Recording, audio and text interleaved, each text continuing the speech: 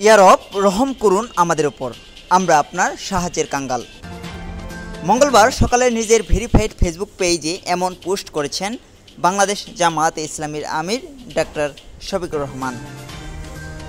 ৭১-এর মহান মুক্তিযুদ্ধের সময় মানবতাবিরোধী অপরাধ মামলায় মৃত্যুদণ্ডাদেশের বিরুদ্ধে জামায়াত নেতা এটিএম আজহারুল ইসলামের আপিলের উপর রায় ঘোষণা আজ। মঙ্গলবার ২৭ মে প্রধান বিচারপতি ডক্টর সৈয়দ রেফাত আহমেদের নেতৃত্বাধীন ৭ সদস্যের বিচারপতির আপিল বিভাগের পূর্ণাঙ্গ ও নিয়মিত বেঞ্চে এ সংক্রান্ত বিষয়ে রায় ঘোষণার কথা রয়েছে। রায় ঘোষণার মধ্য দিয়ে জানা যাবে এটিএম আজহারুল ইসলামের দণ্ড বহাল নাকি খালাস পাবেন। তবে আইনজীবী মোহাম্মদ শিশির মুনির খালাস পাবেন বলে প্রত্যাশা করেছেন। এর আগে গত ৮ মে মৃত্যুদণ্ডাদেশের বিরুদ্ধে এটিএম আজহারুল ইসলামের আপিলের উপর শুনানি শেষ হয়েছে। ওই দিন শুনানি শেষে রায়ের জন্য আজকের ২৭ মে দিন রাখেন আদালত। তারই ধারাবাহিকতায় রায় ঘোষণা করা হবে আজ।